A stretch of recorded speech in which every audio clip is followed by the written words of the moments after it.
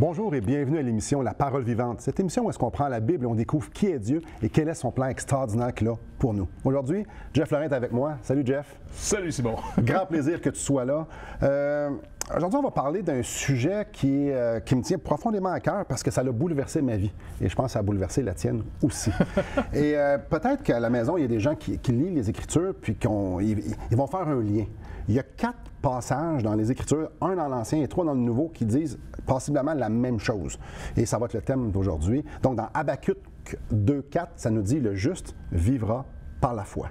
Dans Romains 1,17, ça nous dit « Le juste vivra par la foi ». Dans Galates 3,11, ça nous dit « Le juste vivra par la foi ». Puis dans Hébreux 10,38, ça nous dit passablement la même chose « Le juste vivra par la foi ». J'aimerais ça qu'on puisse parler de ça. C'est quoi ça? Qu'est-ce que ça veut dire? Parce que 4 fois dans l'Ancien et dans le Nouveau Testament, ça implique qu'il y a quelque chose là qu'on devrait discuter. Bien, je pense que ça montre une caractéristique d'une authentique relation. Parce que le juste par excellence, on pourrait dire, ça a été Jésus. Ouais. Et Jésus a vécu en montrant finalement à tout le monde sa confiance en son Père. Et spécialement, tout l'Ancien Testament qui l'annonçait. Jésus a été le juste par excellence parce qu'il a toujours vécu par la foi et la foi t'amène à faire confiance manifestant l'obéissance. Tu sais, si tu dis à quelqu'un « j'ai confiance dans ce que tu me dis », mais tu fais le contraire, bien, c'est pas vrai. Tu sais ce qu'il te dit, mais tu n'y fais pas confiance. Bien, c'est ça. Donc, faire confiance à quelqu'un, c'est d'avoir finalement un repos. Tu es entré dans le repos d'une vraie relation. C'est pour ça que dans la Bible, un des péchés que Dieu déteste le plus, là, c'est la trahison. Parce que c'est fondamental dans nos relations d'avoir confiance les uns des autres. Parce que quand tu n'as plus confiance en quelqu'un, tu fais semblant d'être en relation, puis ça devient de la technique puis de la manipulation. La vraie relation nous fait rentrer dans le repos. Et c'est dans son repos que Dieu veut nous faire rentrer. C'est pour ça qu'il dit « Fais-moi confiance et je vais te montrer que je suis digne de confiance. » Il va nous délivrer surtout de ce qui nous empêche de faire confiance, nos faux concepts de ce que ça devrait être. Parce que, par exemple, Jésus, ce n'est pas un génie dans la bouteille qui va te donner tout ce que tu veux. C'est celui qui dit « Fais-moi confiance, je vais t'amener de vérité en vérité. » Inévitablement, je te sors de mensonge en mensonge. Je te sors de toutes sortes d'illusions. Notre vie nous offre plein d'illusions. C'est incroyable comment, justement, dans une société occidentale, ici on est au Québec en 2021, il y a plein de mensonges. Puis des mensonges qu'on décide de croire parce qu'ils nous font plaisir. Puis tu sais, je pense qu'un des plus grands mensonges, c'est aujourd'hui, je suis bien, c'est ma vie, je veux rester ici, je m'établis, je mets mon ancre ici. Puis là, moi, là, la vie que j'ai présentement, c'est la vie que je suis supposé d'avoir et ça m'est dû. C'est à moi et je devrais tout faire pour la garder. C'est un gros mensonge, ça? Pas mal gros. Parce que, juste en disant ça, là, dans ma tête, ça popait plein de passages bibliques qui contredisent exactement ça. Mon ancre est sûre et solide, c'est clairement pas la terre. Non, parce qu'ici, tout bouge. C'est drôle parce que plus que jamais, même nos téléphones à ce temps sont rendus des appareils photo, on dirait que tout le monde veut pogner, figer le temps. Ouais. Hein? Même tu te demandes, tu vas-tu en vacances parce que ça te tente d'y aller ou tu t'en vas en vacances pour montrer des photos? je regarde des spectacles au travers mon écran. J'ai plus besoin de regarder le spectacle, je l'ai là. C'est spécial. Ouais. Donc, je pense que l'illusion est tellement forte. Et puis, une des choses, parce que le déni, c'est la même chose. Combien d'entre nous ont vu une vie un déni face à la mort? Écoute, c'est une réalité, là, plus que réelle, de n'importe quoi d'autre. La preuve, c'est qu'on veut vivre éternellement sur la terre pour ne pas avoir à faire face à la mort. Et c'est ça. Donc, moi, je pense que tu as raison. Une vraie relation que Dieu rétablit avec nous, elle va se manifester par rapport à la foi. Ouais. Ma foi va montrer la maturité que j'ai dans cette relation. Et plus la foi grandit parce que la personne en est digne, Dieu gagne notre confiance. Il nous apprivoise pour nous donner une paix. Je ne sais pas comment t'expliquer ça. J'avais un ami, il est tout gentil, là. Il était pilote d'avion. Il y avait une compagnie d'avion, tu sais. Et puis, c'est un gars en qui j'ai vraiment confiance. C'est un gars très clean, tu sais, très sécuritaire aussi. Puis un jour, il m'a invité. Il dit, je vais dans tel territoire. J'ai entendu dire que tu aimerais y aller parce que tu aimerais faire de l'évangélisation dans ce coin-là. Je dis, OK, tu sais, t'es bien sweet, là, tu sais. Puis il dit en même temps, parce que j'amène un gars du gouvernement là-bas. Puis, tu sais, OK. Fait qu'il me dit, en passant, amène un sac de couchage. Ben, j'attends, on va pas rien que la journée qu'on vient après. Non, non, mais c'est parce que si jamais on crache, ben, tu sais, OK, ça arrive, ça. C'est rassurant, ça. Mais il dit, non, on va être. Il m'explique tout. Et puis, au moment donné, on s'en va, tu sais, tout est tranquille. Puis, quand on commence à passer au-dessus d'un genre de petite montagne, là, ça commence à brasser pas mal. Puis, le gars du gouvernement qui était à côté de Jean, mon ami, il me regardait en voulant dire « Hey, ça brasse! » Puis tout ce que tu te souviens, c'est apporte ton sac de couchage. Je veux pas l'utiliser. Puis là, on ne pouvait pas se parler parce que ça bruyait dans le vent. Fait que je dis « Gars, regarde les yeux de Jean. » Si Jean, il est relax, on se concentre pas la tête. Si Jean, il est crispé, tiens ton pack-sac. C'est ça. Mais Jean était bien relax. Pour lui, c'était. Donc, mon anxiété, parce que moi, je ne suis pas habitué de voler dans un petit avion de même, elle s'est calmée parce que j'ai confiance en Jean. Puis si lui qui est le pilote, finalement, il était calme, pas de problème. Eh bien, je me dis, OK, ça doit être normal. Donc, mais c'est ce que j'apprends à vivre avec Dieu lui-même. Mon âme va être calme parce que je sais en qui j'ai cru. Oui. Je sais que mon Dieu, c'est Dieu. Donc, c'est lui qui est souverain sur toute chose. Je sais qu'il est bon. Donc, il ne va rien m'arriver quelque chose que Dieu va m'attaquer pour me détruire. Dieu n'est pas comme ça. Dieu m'aime. Donc, je peux avoir une certaine confiance. Je sais que Dieu a planifié quelque chose pour moi aujourd'hui et pour demain. Peu importe c'est quoi, c'est bon parce que Dieu est toujours bon. Ça, c'est... Donc, c'est reposant. Je peux vivre par la foi dans ce Dieu qui est extraordinaire parce que Dieu, lui, il n'est pas stressé. Non. Lui, que ce soit un virus, que ce soit une tempête, que ce soit un tsunami, peu importe, lui est au ciel, il est assis puis il fait ce qu'il veut. Oui. Arrêtez et sachez que je suis Dieu. On va aller à la pause. OK. N'est-ce pas un énoncé reposant? Arrêtez et sachez que je suis Dieu. Vous pouvez me faire confiance. Ça fait longtemps que je suis là, puis ça fait longtemps que je gère tout. Faites-moi confiance, je vais continuer encore de gérer. Maintenant, après la pause, j'aimerais ça qu'on puisse regarder. Ça nous dit « le juste vivra par la foi ». C'est quoi le point de départ pour pouvoir justement se reposer en ce Dieu extraordinaire? Restez avec nous.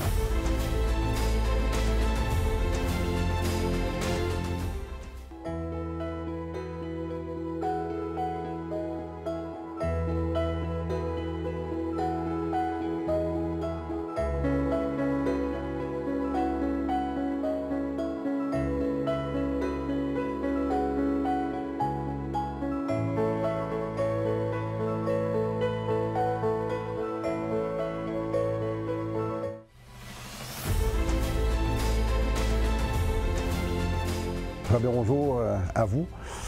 Jeff, on est en train de parler de faire confiance à Dieu. Oui. De faire confiance à Dieu à cause de qui il est, à cause de ce qu'il a fait.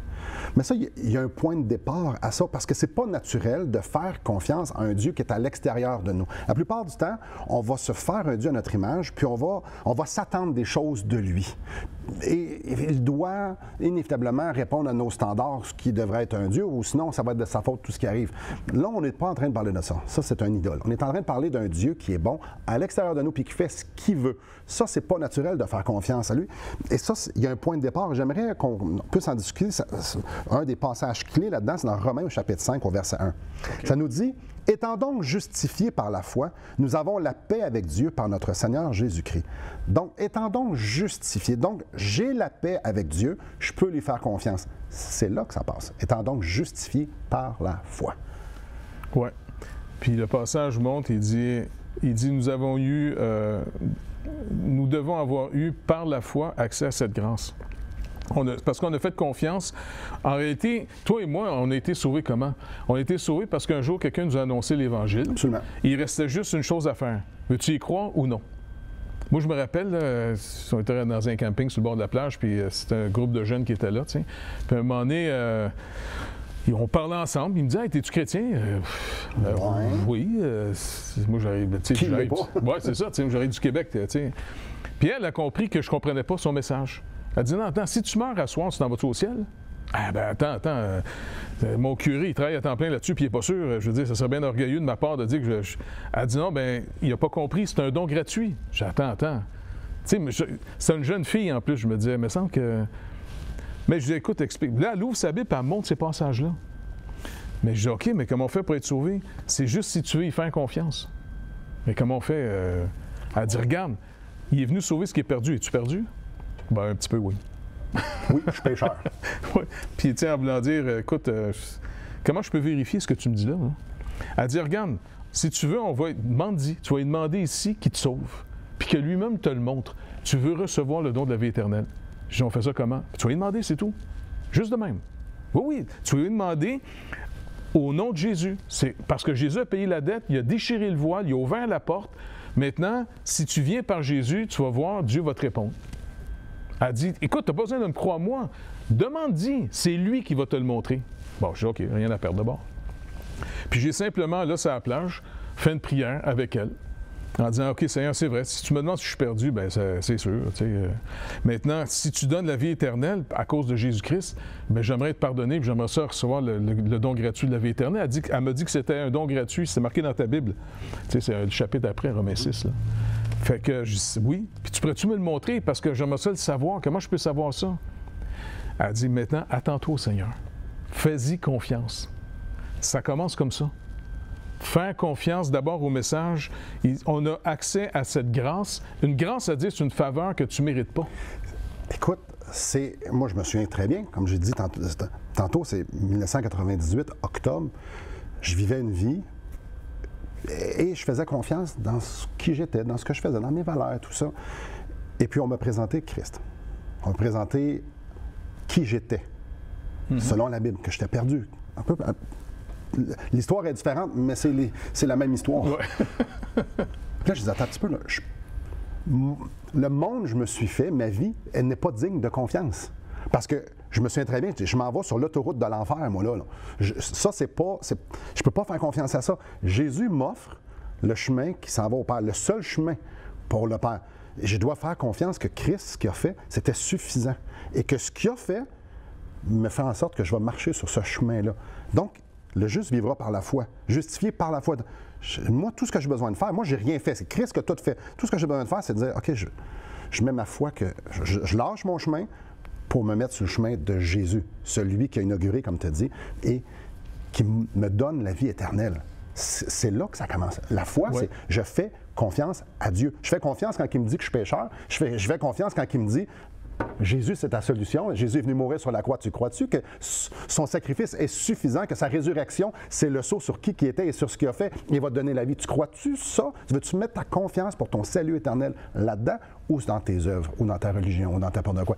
Abandonne ta vision et mets ta confiance dans ce que Christ a fait et dans ce que Dieu dit que Christ a fait et de qui tu es. La justification par la foi, c'est d'abandonner la sienne, la mienne, la vôtre, pour dire, Seigneur, je vais te prendre au mot, je vais te faire confiance. Et après ça, on ne fait juste pas arrêter. Exactement. Moi, je suis sûr que je pourrais te poser des questions, tu aurais plein d'histoires après qui sont venues confirmer que Dieu t'a vraiment sauvé. Clairement, je me souviens très bien. Le lendemain matin, moi, c'était un soir. Puis moi, ma blonde, j'habitais avec une fille dans ce temps-là, puis elle me dit, c'est du monde qui était venu nous évangéliser, dont mon frère et un de ses amis. Puis tu vas-tu croire à ça, toi? Puis elle s'en va aux toilettes, puis moi, je m'en vais dans ma chambre. Ah oui, c'est là que j'ai abandonné mon chemin. Puis le lendemain matin, j'embarque dans mon auto, puis j'allais vite en auto. Puis là, je continuais à aller vite, puis en dedans, c'est comme... ça tordait. Ah oui? Ça vient d'où, ce sentiment-là? Oui. Puis ma situation avec ma blonde, ça tordait. Ça vient d'où, ça? Là, j'avais envie de lire. Moi, je voulais rien savoir de lire avant. J'avais envie de lire la Bible. Ça vient d'où, ça? Je vais aller à l'église. Je voulais rien savoir de l'église, moi. Ça vient d'où? On m'a pas dit que je devais aller à l'église. Non, si le peuple de Dieu se rencontre là, puis il y a du monde qui connaît ça, puis qui parle, je veux y aller. Ça vient d'où, ça?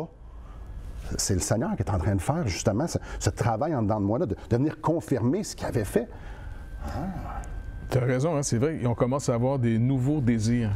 C'est une nouvelle création. Plus tard, on lit dans la Bible en disant « L'Esprit de Dieu produit des désirs contraires à ceux de notre ancienne nature. » On commence à désirer des nouvelles affaires qu'on n'avait pas jamais désirées avant. Il y a vraiment un effet secondaire de ce qui est en train de se passer. Et là, tu dis, OK, j'avance dans ce chemin-là, il arrive des épreuves, parce qu'il est arrivé des épreuves. Je ne veux surtout pas dire, puis je sais que toi non plus, tu ne vas pas dire, ah, mais c'était des papillons, puis c'était des feux d'artifice tout le temps. Non, non, non. Mais de voir Dieu prendre soin de moi, puis je lui faisais confiance, parce que j'y avais déjà fait confiance, à cause de qui il était, puis ce qu'il avait fait pour le salut de mon âme. Je vais continuer, hein? Si c'était bon tantôt, c'était encore bon aujourd'hui. Puis là, je continue, puis OK, Dieu m'accompagne, il me console, il continue, il pourvoit de mille et une façons. wow, ben, je vais continuer à te faire confiance parce que c'est bon, c'est le meilleur chemin que tu ne peux pas me donner. Il faut aller à la pause. Je l'avais dit tantôt, c'est un sujet qui me passionne beaucoup parce qu'on avance dans une vie sans voir. Mais Dieu nous en donne juste assez pour dire non, je ne veux surtout pas arrêter, je veux continuer. Il fait juste me mettre une goutte, dire t'en veux-tu plus? Oui, mais continue, je vais t'en donner encore une. Puis je le sais que ça va terminer avec des fleuves d'eau vive quand je vais passer avec lui. Donc, la mort, c'est pas loin d'être un monstre, c'est comme, hey, enfin, je vais le rencontrer. Enfin, je vais le voir face à face. Et... Bon, j'ai dit une pause, hein? Allons-y à la pause. Mais avant d'aller à la pause, j'aimerais vous offrir le livre Destination finale de Marc Cahill. Tout ce que vous avez besoin de faire, c'est de communiquer avec nous et ça va nous faire plaisir de vous l'acheminer tout à fait gratuitement. Donc, restez avec nous, on continue de parler justement de ça. La marche par la foi. Restez avec nous. Depuis maintenant 15 ans, nous avons l'immense privilège d'annoncer la bonne nouvelle de Jésus-Christ. Par la grâce de Dieu, nous avons fait plus de 500 émissions, distribué gratuitement des milliers de livres et que dire des centaines de personnes qui ont répondu par la foi à l'appel de Jésus. Aujourd'hui, nous aimerions inviter ceux qui ont reçu cette bonne nouvelle à faire équipe avec nous. Aimeriez-vous avoir un impact dans la francophonie pour l'Évangile? Joignez notre équipe en participant financièrement à la production de l'émission et en nous permettant de continuer à offrir de la littérature gratuitement à ceux qui sont ouverts à l'Évangile. Contactez-nous. Il nous fera plaisir de vous partager comment vos prières et vos dons peuvent faire la différence.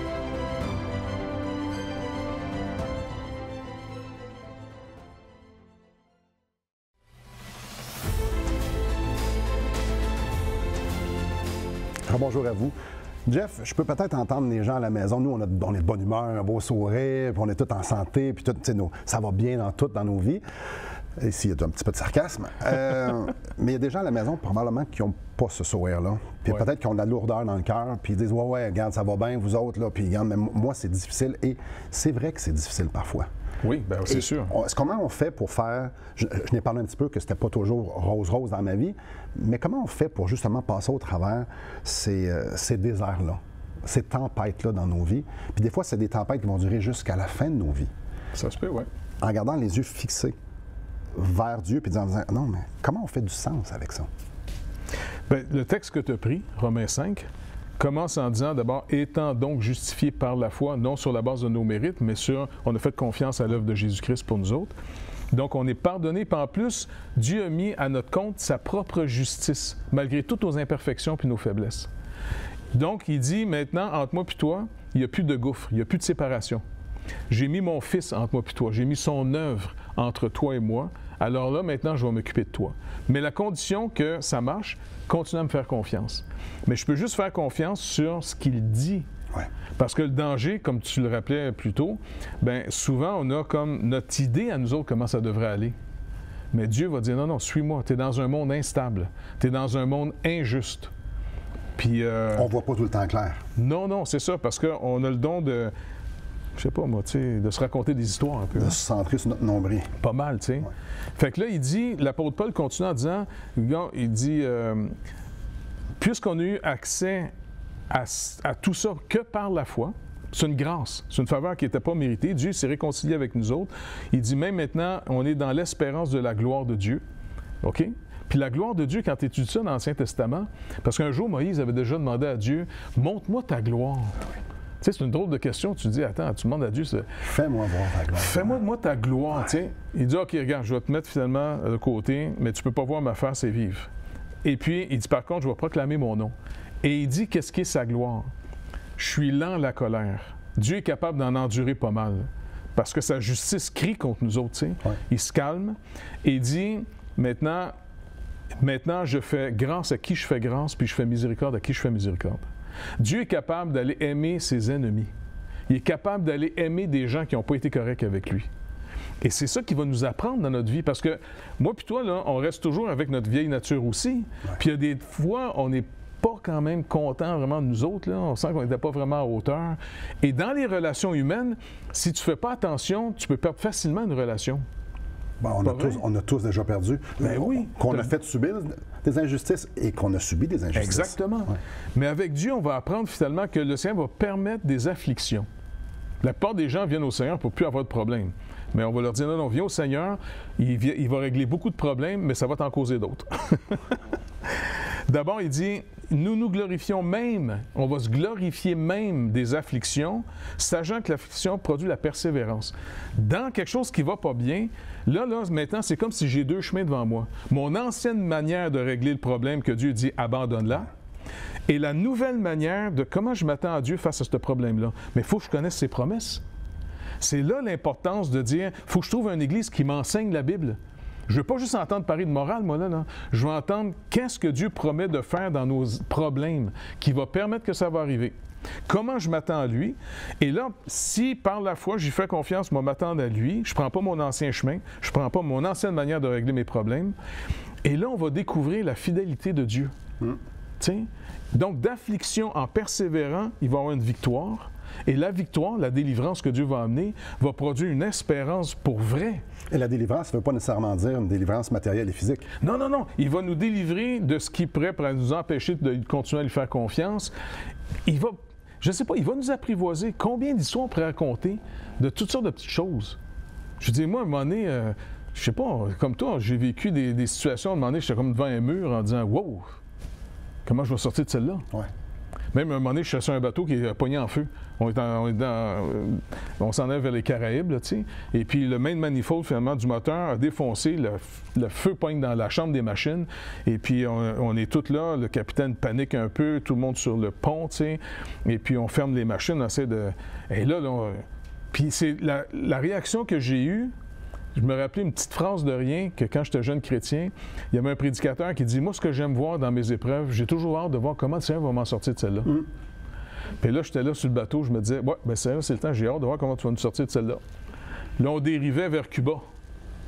Les Américains qui étaient avec nous autres, ils me disaient « Rappelle-toi, t'es mon ami, hein? Nous autres, les Canadiens, c'est bien plus safe vers Cuba qu'eux autres. » Le passeport va le dire différemment. Oui, oui. Ouais. Mais en même temps, le Seigneur a pourvu... Je te dis, il nous est arrivé des choses incroyables. Et notre vie, tranquillement, au travers des épreuves, puis il va y avoir une grosse épreuve un jour, le médecin va me dire, tu sais, la science avance à tous les jours, mais elle n'est pas rendue là pour toi en ce moment. Oui, mais je t'en ai une. Ça va être fini. Ma vie va être finie, mais moi, je veux garder finalement confiance en Dieu au travers de toutes les petites épreuves que j'ai dans ma vie. Comment je m'attends à lui, pas pour devenir meilleur, pour le connaître. Moi, je veux connaître Dieu pour être plus rassuré parce que je veux connaître de lui.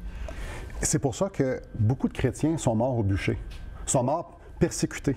Et un d'entre eux, quand Bloody Mary a commencé en Angleterre de faire beaucoup de persécutions et de martyrs, un des premiers, c'était un pasteur que lui prêchait que Jésus n'était pas dans l'Eucharistie. C'était pas ça. C'était un grand débat théologique dans ce temps-là, que non, c'est pas ça. Que quand on rompt le pain, ben, c'est juste un mémorial. Et il mourrait pour ça. Et lui s'était fait dire, vous allez mourir si vous prêchez ça. Et lui, il l'a prêché. Il s'est fait emmener sur le bûcher. Et là, c'est une vraie personne avec des vraies familles, c'était vrai, là. Et sur le bûcher, le bourreau lui a dit, écoute, tu as juste besoin de dire que c'était une erreur, tu ne ferais pas ça. Puis il dit, ce que j'ai dit, je vais le sceller avec mon sang. Lui, la victoire, c'était pas dans cette vie-ci. Non, non, c'est ça. Il faut comprendre que... Mais pour arriver là, pour arriver à cette foi, il fallait que le gars, durant sa vie, là, il a vraiment connu le Seigneur au travers de toutes sortes de petites épreuves et le Seigneur l'a apprivoisé. Le Seigneur va nous apprivoiser dans notre vie. Il ne nous demande pas de se faire accroire. Il nous demande de croire en lui. En d'autres mots, garde tes yeux sur moi et fie-toi à ce que je t'ai dit. Et un jour, peut-être qu'il va permettre que tu es devant une solution en disant « Wow! » S'il me tue, ben c'est pas grave, c'est toi qui s'en vient me chercher. Que ça soit ça, ou que ça soit sur un bateau, ou que ça soit dans une relation, ou que ça soit par un manque d'argent. Peu importe ce que c'est, garde tes yeux sur moi. Oui. Dieu est Dieu, Dieu est bon, toujours. Et remets jamais ça en question, parce que c'est ce que je t'ai révélé, et c'est ce que je t'ai prouvé à ton salut, et c'est ce que je t'ai prouvé toute ta vie. Je t'ai jamais laissé. Donc, les afflictions sont là pour nous dire, attends un petit peu, je veux te rappeler, et je veux te faire grandir dans ta foi. Je veux te démontrer. Donc, Dieu ne veut pas qu'on reste des bébés dans notre compréhension de qui il est. Puis comme tu dis aussi, c'est important ici de ce texte-là, ça nous rappelle une chose, de dire aux chrétiens, venez pas à Dieu pour fuir la vraie vie. Non. On va rentrer dedans avec les vraies épreuves qui viennent dans la vie de tous les jours. Trop de gens veulent venir aussi dans la religion, des fois pour fuir la réalité. C'est pas pour la fuir, c'est pour y faire face avec quelqu'un qui dit « Je t'abandonnerai jamais dans ces épreuves-là. Les épreuves vont être là, mais je vais être avec toi. » Et c'est comme ça, finalement, qu'on va apprendre à connaître Dieu pour vrai, basé sur sa parole à lui et non pas sur notre imagination à nous autres. Là. Et le fait qu'on persévère, Oui. c'est une preuve qu'on a réellement cru. Oui. Si je commence à retourner à ma vieille affaire, c'est parce que en qui j'ai cru. Si j'ai cru en Jésus-Christ, en ce qu'il a fait et en qui est Dieu, et que je persévère, puis j'ai les yeux regards, Seigneur, je ne sais pas comment je vais m'en sortir. Seigneur, ma foi défaille, je suis perdu, viens m'aider. Ça, c'est la preuve. C'est la preuve que je sais en qui j'ai cru et que je m'appuie sur lui. Le juste vivra par la foi. Une vie extraordinaire, pleine de péripéties, où est-ce qu'on découvre Dieu. Et ça, c'est la chose la plus extraordinaire pour un être humain, c'est de découvrir qui est Dieu. Après la pause, on va boucler l'émission. Restez avec nous.